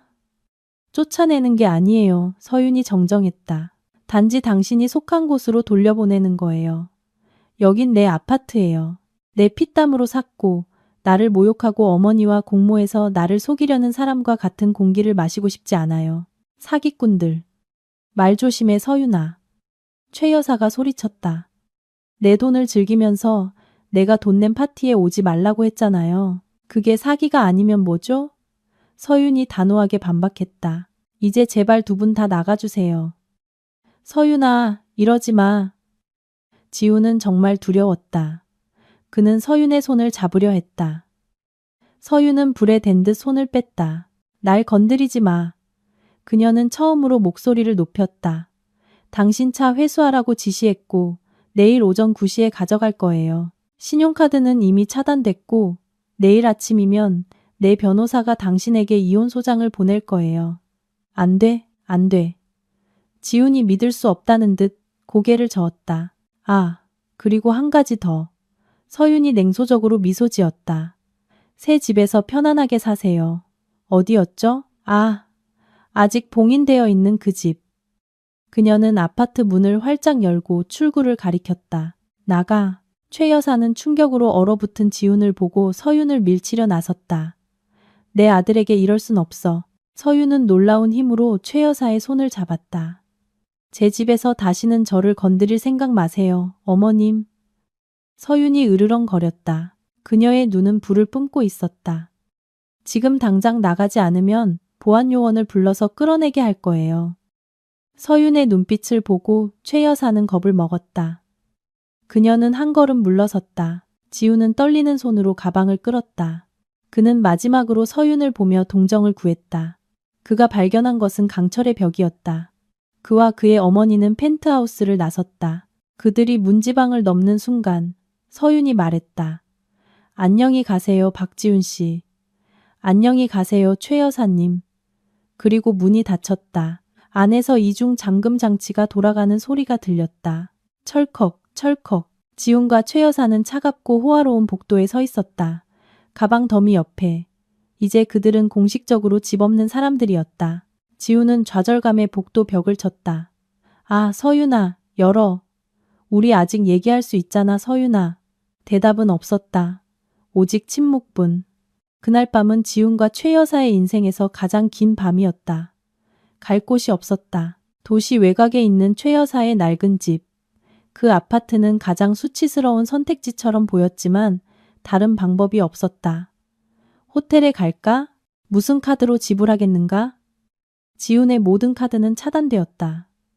지갑에 있는 현금은 겨우 그곳까지 가는 택시비를 낼 정도였다. 마침내 자정이 넘어 낡은 집에 도착했다. 몇 주 동안 비어있던 집은 퀴퀴한 냄새가 났고 먼지로 가득했다. 아직 파티복을 입고 있던 최 여사는 분노를 터뜨렸다. 이게 다 네 탓이야, 지훈아. 네가 좀 더 단호했더라면, 그 여자 돈에 그렇게 의존하지 않았더라면. 최 여사는 모든 물질적 요구의 근원이 자신이었음을 잊고 아들을 탓했다. 그 문자 보내라고 한 건 어머니였잖아요. 지훈도 지지 않고 반박했다. 파티에서 걔 얼굴 보기 싫다고 한 건 어머니였어요. 그들은 먼지투성이 거실 한가운데서 아이러니하게도 지훈의 값비싼 가방들에 둘러싸여 격렬하게 다투었다. 그날 밤 그들은 상처받은 마음과 서로에 대한 원망으로 가득 찬 좁은 방에서 잠들었다. 다음 날 아침, 현실은 그들을 더 세게 덮쳤다. 지훈은 휴대폰 소리에 잠에서 깼다. 전화가 아니라 알람이었다. 오전 9시. 그 순간 무언가 생각났다. 차. 그는 뛰쳐나갔다. 아니나 다를까 어머니의 작은 건물 앞에 그의 흰색 제네시스 G90 서윤의 회사차가 서 있었다. 건장한 남자 두 명이 내렸다. 지우는 소리치려 했지만 차가 이미 집 울타리 밖에 주차된 것을 보았다. 남자는 그저 그에게 다가왔다. 박 이사님, 저희는 회사 자산 회수팀입니다. 강 대표님께서 이 차량을 회수하라고 지시하셨습니다. 한 남자가 작업 지시서를 보여주며 말했다. 지우는 아무것도 할 수 없었다. 그저 순순히 열쇠를 건넬 수밖에 없었다. 그가 자랑스럽게 몰던 고급차가 다른 사람에 의해 운전되어 멀어지는 것을 보았다. 이제 그는 정말 아무것도 없었다. 타격은 거기서 끝나지 않았다. 오전 11시경 지훈과 최 여사가 커피와 딱딱한 빵으로 비참한 아침을 먹고 있을 때 오토바이 퀵서비스 기사가 집 앞에 멈췄다. 박지훈 씨와 최 여사님께 온 서류입니다. 지훈은 마지못해 나갔다. 퀵서비스 기사는 그에게 2개의 두꺼운 갈색 봉투를 건넸다. 하나는 그를 위한 것, 다른 하나는 어머니를 위한 것이었다. 최 여사는 의심스럽게 봉투를 받아 거칠게 찢었다. 안에 있는 편지 상단의 로고를 보자 그녀의 눈이 휘둥그레졌다. 평창동 부동산. 그녀는 낮은 목소리로 읽었다. 공식 통지서였다. 강서윤 씨가 제기한 분쟁과 대금 지급 거부로 인한 매매 계약 해지를 통보하는 내용이었다. 이미 지불된 계약금의 상당 부분은 위약금 및 취소된 파티로 인한 손해배상 비용으로 몰수될 것이라고 적혀 있었다. 집이 사라졌어. 최 여사가 힘없이 속삭였다. 그녀의 몸이 휘청거렸다. 만약 문틀을 잡지 않았다면 그녀는 쓰러졌을 것이다. 지훈은 그녀의 말을 듣지 않았다. 그는 자신의 봉투에 정신이 팔려 있었다. 봉투는 더 두꺼웠다. 서울의 유명 법무법인 로고가 있었다. 그것을 열자 심장이 미친 듯이 뛰었다. 이혼 소장. 단어들이 눈에 확 들어왔다. 지훈은 떨리는 손으로 페이지를 넘겼다. 단순한 이혼이 아니었다. 재산 분할 소송이었다. 하지만 서윤과 그녀의 변호사는 매우 철저하게 준비했다. 소장은 명확하게 상세히 기술되어 있었다. 서윤은 남편과 그 가족에 의한 부당한 대우, 사기, 재정적 착취를 근거로 이혼을 요구했다. 가장 끔찍한 것은 첨부 서류였다. 수십 페이지에 달하는 서윤의 계좌에서 지훈과 최 여사의 계좌로 흘러간 수십억 원의 흐름을 보여주는 은행 거래 내역서 사본, 집값 지불 이체 확인서, 모든 케이터링 및 장식 비용 지불 확인서, 결혼 훨씬 이전에 구매한 아파트 및 회사 자산의 등기부 등본 사본이 있었다. 그리고 청구는 명확했다. 서윤은 엄격한 재산 분할을 요구했다. 그녀의 모든 특유 재산은 건드릴 수 없었다. 부부 공동 재산에 관해서는 지훈에게 수입이 없었기 때문에 거의 존재하지 않았지만 서윤은 그것을 분할할 용의가 있다고 말했다. 하지만 가장 파괴적인 것은 서윤이 지훈에게 그가 누렸던 모든 회사 복리후생을 개인 부채로 간주하여 반환할 것을 요구한다는 점이었다. 지훈은 더러운 베란다 바닥에 주저앉았다. 끝났다. 그는 완전히 끝났다. 서윤은 단지 그와 이혼하는 것이 아니라 그를 재정적으로 뿌리까지 파괴하고 있었다. 지훈아, 내 편지에는 뭐라고 쓰여 있니? 최 여사가 아들의 창백한 얼굴을 보고 다급하게 물었다. 지훈은 말없이 서류를 건넸다. 최 여사가 읽었다. 모든 법률 용어를 이해하지는 못했지만 이혼 소송과 손해배상 청구라는 단어는 이해했다. 잠시 사그라들었던 분노가 최 여사 안에서 다시 폭발했지만 화를 내는 것이 문제를 해결하지 못한다는 것을 알았다. 그녀는 전술을 바꿔야 했다. 그녀의 교활함이 작동하기 시작했다. 안 돼, 최 여사가 속삭였다. 그녀는 눈을 가늘게 떴다. 걘 이럴 수 없어.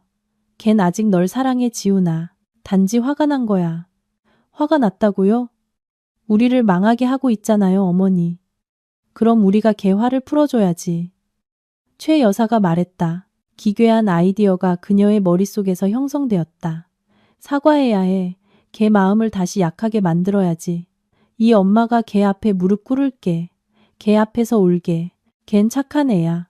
시어머니가 무릎 꿇는 걸 보고 참을 수 없을 거야. 지훈은 어머니를 보았다. 그는 그녀가 정확히 무엇을 계획하는지 알았다. 그것은 진심 어린 사과가 아니라 연극이었다. 하지만 그들에게 다른 선택지가 있었을까? 그날 오후 두 사람은 허름한 옷을 입고 택시를 타고 서윤의 회사로 갔다. 최 여사는 더 애처롭게 보이기 위해 일부러 머리를 헝클어뜨리기까지 했다. 그들은 패션 회사의 웅장한 로비에 도착했다. 지훈과 최 여사의 초라한 모습을 보고 접수 데스크 직원이 즉시 그들을 막았다. 누구를 찾으시죠? 강서윤 대표를 만나러 왔습니다. 저는 남편 박지훈입니다. 강 대표님은 회의 중이십니다만 두 분 성함은 이미 목록에 있습니다. 접수원이 컴퓨터 화면을 보며 말했다. 박지훈 씨와 최 여사님은 출입 금지 명단에 있으므로 회사에 들어오실 수 없습니다. 뭐라고? 지훈이 접수 데스크를 쳤다. 바로 그때 엘리베이터 문이 딩소리를 내며 열렸다. 서윤이 2명의 임원과 함께 나왔다. 그녀는 위풍당당해 보이는 남색 정장을 입고 있었다. 그녀의 얼굴은 어젯밤 일이 전혀 부담되지 않는 듯 상쾌하고 집중되어 보였다. 그녀는 임원들과 무언가에 대해 이야기하며 희미하게 웃고 있었다. 서윤을 보자 최 여사는 즉시 달려가 연기를 시작했다. 서윤아, 내 딸아. 최 여사는 바닥에 무릎을 꿇고 서윤의 다리를 잡으려 했다. 내가 잘못했다. 얘야, 내가 잘못했어. 최 여사는 울부짖으며 소리쳐 로비 전체의 시선을 끌었다. 지나가던 직원들이 즉시 멈춰서서 수군거렸다. 내가 죄인이다. 내가 미쳤었어. 지훈이랑 이혼하지 마. 얘야, 걔가 너무 힘들어해. 우리 좀 봐. 우리가 이렇게 비참하잖아. 제발 용서해줘. 지훈은 그녀 뒤에 서서 할 수 있는 가장 슬프고 설득력 있는 표정을 지었다. 서윤은 멈춰섰다. 그녀의 미소가 사라졌다. 그녀는 발치에서 뒹굴고 있는 사람을 내려다보았다. 최 여사를 보았고 지훈을 보았다. 그녀의 눈에는 동정심 한 조각도 없었다. 오직 깊은 혐오감만 있었다. 그녀는 한숨을 쉬고 임원에게 말했다. 안 팀장님, 보안팀 좀 불러주세요. 서윤아, 나야, 엄마야. 최 여사가 더 크게 소리쳤다. 서윤은 약간 몸을 숙였지만 최 여사를 일으키기 위해서가 아니었다. 그녀는 시어머니의 가짜 눈물이 가득한 눈을 똑바로 쳐다보았다. 당신은 제 어머니가 아닙니다. 서윤이 낮은 목소리로 말했지만 그녀의 목소리는 조용한 로비에서 똑똑히 들렸다. 제 어머니는 저에게 존엄과 정직에 대해 가르치셨습니다. 당신은 단지 제 돈을 원했을 뿐이에요. 서윤은 몸을 바로 세우고 말했다. 이 값싼 연극은 끝났습니다. 2명의 보안 요원이 재빨리 다가왔다. 무슨 일이십니까, 대표님? 이 2사람을 건물 밖으로 내보내주세요. 서윤의 목소리는 다시 평범하고 전문적으로 돌아왔다. 다시는 제 회사 건물에 발을 들여놓지 못하게 하세요. 절대로. 알겠습니다, 대표님. 경비원들이 최 여사와 지훈의 팔을 잡았다. 안 돼, 서윤아, 너 천벌 받을 거야. 이 은혜도 모르는 것. 갑자기 최 여사의 울음이 그치고 그녀의 얼굴은 끔찍한 분노의 가면으로 변했다. 그녀의 연극은 순식간에 들통났다. 그녀는 발길질을 하고 욕설을 퍼부었다. 지훈은 끌려가면서 순순히 따르는 것 외에 다른 방법이 없었다. 그는 돌아보지도 않는 서윤을 보았다. 서윤은 그저 옷매무새를 가다듬고 등을 돌려 다시 엘리베이터로 향하며 아무 일도 없었다는 듯 임원과 대화를 계속했다. 최 여사가 로비의 유리문을 통해 끌려나가면서 그녀는 마지막으로 소리쳤다. 너 후회할 거야, 강서윤. 늙어서 혼자 외롭게 될 거라고. 유리문이 닫히며 그녀의 목소리를 차단했다. 엘리베이터 안에 서윤은 그저 희미하게 미소 지었다. 그녀는 이미 후회를 넘어섰다. 이제 그녀는 자유의 영역으로 들어가고 있었다. 다음 몇 달은 지훈과 최 여사에게 지옥이었다. 서윤의 회사에서 굴욕적으로 쫓겨난 후 그들은 외곽의 좁은 집으로 돌아갔다.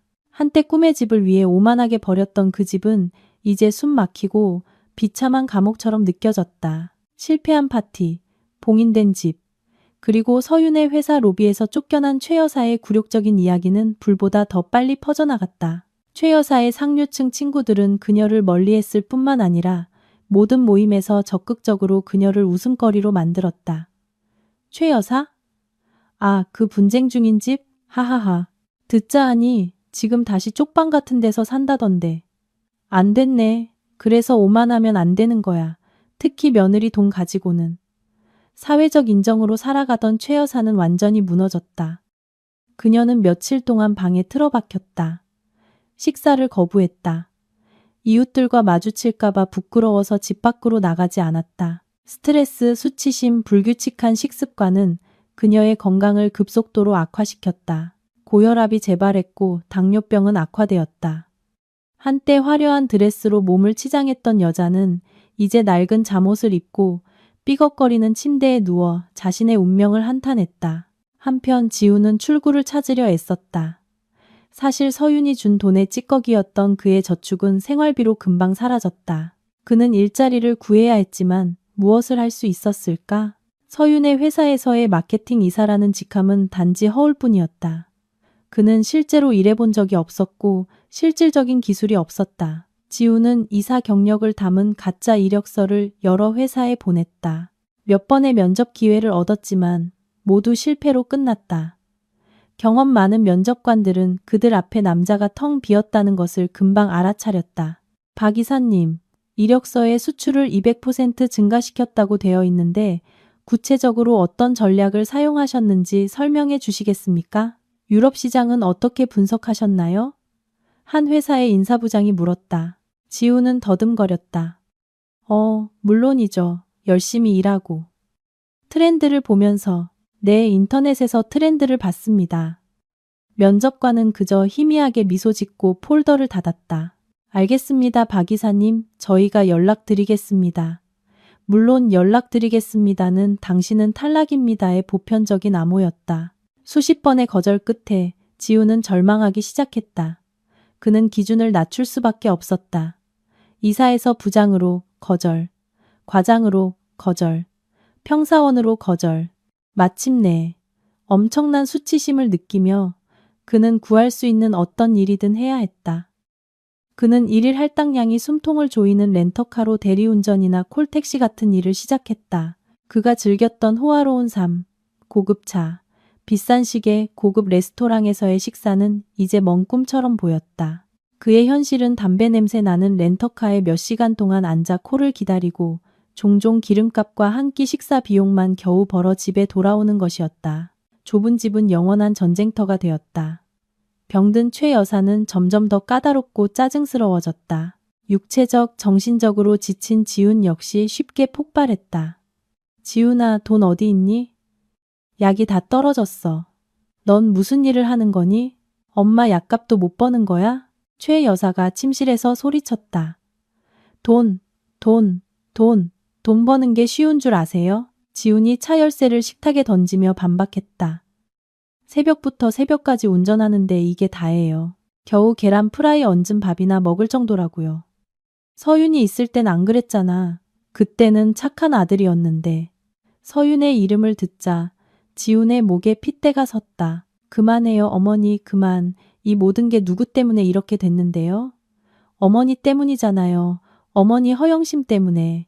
그렇게 욕심 많지 않았더라면, 서윤이를 모욕하지 않았더라면 우리가 이렇게 되진 않았을 거예요. 이제 내 엄마를 탓하는구나. 남편 노릇 제대로 못한 건 너야. 내 아내 하나 제대로 통제 못한 게 너라고. 멍청한 놈 지훈이. 그런 싸움은 그들의 일상이 되었다. 그들은 서로를 탓하고 저주했다. 어머니와 아들 사이에 더 이상 사랑은 없었다.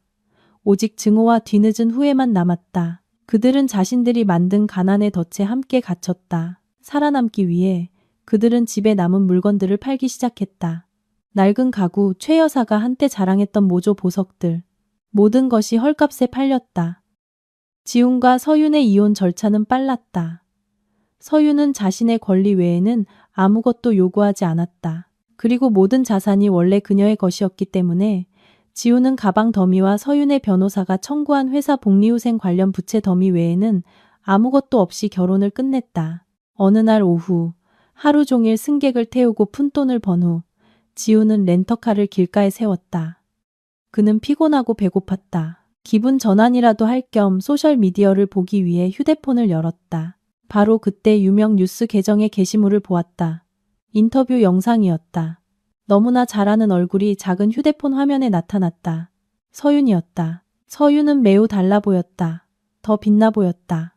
그녀의 옷차림과 태도는 훨씬 더 우아해 보였다. 그녀는 유명 비즈니스 프로그램에서 인터뷰를 하고 있었다.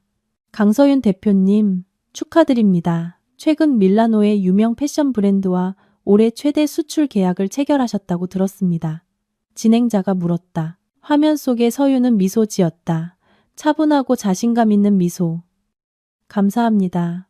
모두 저희 팀의 노력 덕분입니다. 최근 친환경 재활용 소재를 이용한 새로운 패션 라인을 출시했는데 유럽 시장의 반응이 매우 좋았습니다. 사업에서도 성공하시고 아주 행복해 보이시는 롤모델이십니다. 비결이 무엇인가요? 아시다시피 최근 사생활에서 힘든 시기를 겪으셨는데요. 서윤이 희미하게 웃었다. 힘든 시기요? 저는 그렇게 보지 않습니다. 정화 과정이었다고 생각해요. 때로는 방이 다시 깨끗하고 상쾌해지기 위해서는 쓰레기를 버려야 하죠. 제 비결은 간단합니다. 제가 통제할 수 있는 것에 집중하고 짐이 되는 것은 놓아주는 것입니다. 지우는 떨리는 손으로 휴대폰 화면을 껐다. 쓰레기를 버리는 것, 짐을 놓아주는 것, 그것이 그였다. 그와 그의 어머니는 서윤의 눈에 쓰레기였다. 그는 차에 핸들을 쳤다. 서윤에게 화가 난 것이 아니었다. 처음으로 그는 자신에게 화가 났다. 자신의 어리석음에 화가 났다. 그가 무엇을 잃었는지 보았다. 그는 다이아몬드를 가지고 있었지만 웅장하고 텅 빈 집을 쫓기 위해 그것을 버렸다. 그리고 이제 그는 아무것도 없었다. 서윤이 에어컨이 나오는 텔레비전 스튜디오에서 인터뷰를 하는 동안 전 이사 박지우는 텅 빈 배와 산산조각 난 마음으로 뜨거운 렌터카에 홀로 앉아 있었다. 업보는 그 임무를 완벽하게 수행했다. 그 비참한 집들이 밤으로부터 1년이 지났다. 지훈과 최 여사에게는 고통의 1년이었지만 서윤에게는 365일의 자유와 성장이었다. 그녀의 이혼은 6개월 전에 공식적으로 마무리되었다. 판사는 서윤의 모든 요구를 받아들였다. 서윤의 재산 소유 증거가 너무나 강력하고 명확했기 때문에 재산 분할은 순조로웠다. 회사의 일부를 주장하며 싸우려 했던 지훈은 법정에서 웃음거리만 되었다. 그의 변호사는 지훈의 기여도를 단 1원도 증명할 수 없었지만 서윤의 변호사는 지훈이 아무런 기여 없이 회사에서 유용한 수억 원을 쉽게 증명했다. 지훈은 완전히 패배한 남자로 법정을 나섰다. 독이 되는 결혼이라는 짐에서 해방된 서윤은 모든 에너지를 두 가지에 쏟았다. 그녀의 사업과 그녀 자신의 행복, 그리고 그 결과는 놀라웠다. 지훈이 휴대폰에서 본 친환경 패션 라인은 국제적인 성공을 거두었다. 그녀의 회사는 기하급수적으로 성장했다. 2개의 새로운 공장을 열고 수백 명의 직원을 고용했다. 그녀는 단지 회복한 것이 아니었다. 이전보다 훨씬 더 높이 날고 있었다. 지금의 서윤은 다른 사람이었다. 여전히 부드러운 목소리의 여자였지만 이제 그녀에게는 흔들리지 않는 자신감과 결단력의 아우라가 있었다. 더 이상 결정을 내릴 때 망설이지 않았다. 모든 사람을 기쁘게 하려 애쓰지 않았다. 그녀는 자신의 자존감이 다른 사람, 특히 지훈 같은 남자나 최 여사 같은 시어머니의 인정에 의해 결정되지 않는다는 것을 배웠다. 회사의 성과와 자유의 1주년을 축하하기 위해 서윤은 행사를 열기로 결정했다. 최 여사가 원했던 것 같은 허영심으로 가득 찬 사교 파티가 아니었다. 그녀는 훨씬 더 의미 있는 장소, 그녀가 조용히 후원해온 보육원이자 양로원으로도 기능하는 곳에서 감사 행사를 열었다. 보육원의 강당은 소박하지만 활기차게 장식되어 있었다. 수입꽃이나 수천만 원짜리 고급 케이터링은 없었다. 대신 색색의 풍선, 큰 케이크, 그리고 그녀가 후원하는 한부모 가정의 홈메이드 케이터링 회사에서 주문한 수백 개의 맛있는 음식 상자가 있었다. 그녀의 귀빈들은 금팔찌를 한 유명 인사들이 아니라 즐겁게 웃는 고아들과 진심으로 미소 짓는 노인들이었다. 서윤은 아이들과 함께 바닥에 앉아 있었다. 매우 우아해 보이는 단순한 흰색 드레스를 입고 있었다. 그녀는 어린 아이에게 밥을 먹여주었고 아이가 옹알이를 할 때 활짝 웃었다. 그녀의 얼굴에는 어떤 부담도 없었다. 오직 평화만이 있었다. 저는 이 자리에 서윤이 짧은 연설을 하며 말했다. 회사의 대표로서가 아니라 감사를 나누고 싶은 한 사람으로서 서 있습니다. 지난 1년은 저에게 많은 것을 가르쳐 주었습니다. 특히 놓아주는 것에 대해서요. 그녀는 앞에 있는 진솔한 얼굴들을 보았다. 때로는 우리가 할 수 있는 최선은 놓아주는 것입니다. 짐을 내려놓고 과거를 놓아주고 우리 영혼을 병들게 하는 사람들을 놓아주는 것이죠. 왜냐하면 오직 빈손으로만 더 아름다운 새로운 축복을 받을 수 있기 때문입니다. 행사는 공동 기도로 끝났다. 서윤은 보육원 건물 전체 리모델링을 위한 거액의 기부금을 상징적으로 전달했다. 직원들과 아이들은 감격의 눈물을 흘리며 서윤을 위해 끊임없이 기도했다. 거의 같은 시각, 먼지 많고 더운 도시의 다른 한 구석에서는 무료 급식소, 금요일 배식이라는 간판이 걸린 허름한 건물 앞에 긴 줄이 있었다. 낡은 옷을 입고 피곤한 얼굴과 텅 빈 시선을 한 사람들이 빈 그릇이나 도시락통을 들고 조용히 기다리고 있었다. 그 줄 한가운데에는 대조적이지만 똑같이 비참한 두 사람이 있었다. 병약해 보이는 마른 노파가 낡고 비뚤어진 스카프를 두른 젊은 남자에게 기대고 있었다. 바랜 티셔츠를 입은 남자는 멍한 시선으로 앞을 보고 있었다. 최 여사와 지훈이었다. 이것이 그들의 새로운 현실이었다. 지훈이 할부금을 내지 못해 렌터카를 잃고 운전사 일자리를 잃은 후 그들은 완전히 파산했다. 이웃들의 동정으로 살다가 이제는 무료 급식소에서 줄을 서서 생존하고 있었다. 좀 앞으로 가, 지훈아. 배고파. 최 여사가 불평했다. 그녀의 목소리는 약했지만 여전히 퉁명스러운 어조가 남아 있었다. 참으세요, 어머니. 줄은 항상 길어요. 지훈이 대답했다. 그의 목소리에는 감정이 없었다. 이게 다 네 탓이야. 그때 네가 그렇게 바보 같지 않았더라면. 어머니. 지훈이 처음으로 말을 끊었다. 분노가 아니라 깊은 피로감으로 그녀를 막았다. 이제 그만하세요. 아무 소용 없어요. 그냥 줄이나 서요. 곧 우리 차례예요. 최 여사는 지훈의 목소리 톤에 놀라 입을 다물었다. 그녀는 아들을 보았고 줄을 보았다. 마침내 그녀는 깨달았다. 더 이상 탓할 사람도 남은 것도 없었다. 이것이 모든 것의 끝이었다. 보육원으로 돌아와서 행사는 끝났다. 서유는 부드러운 저녁 바람을 즐기며 아름다운 정원을 혼자 걷고 있었다. 그녀의 비서가 다가왔다.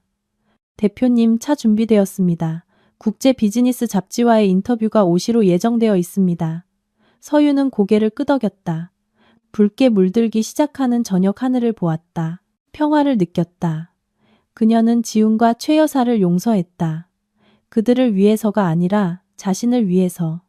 과거에 남은 독소를 놓아주기 위해 용서했다. 차로 걸어가면서 한 생각이 그녀의 마음을 스쳤다.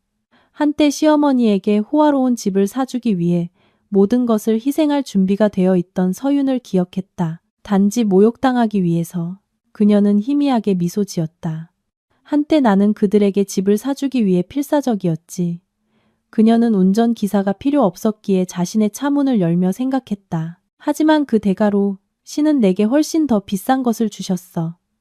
신은 그들이 결코 봉인할 수 없는 궁전, 바로 자유라는 이름의 궁전을 내게 선물하셨다. 그녀는 차에 올라타 스카프를 고쳐매고 자신이 직접 만든 미래를 향해 운전해 갔다.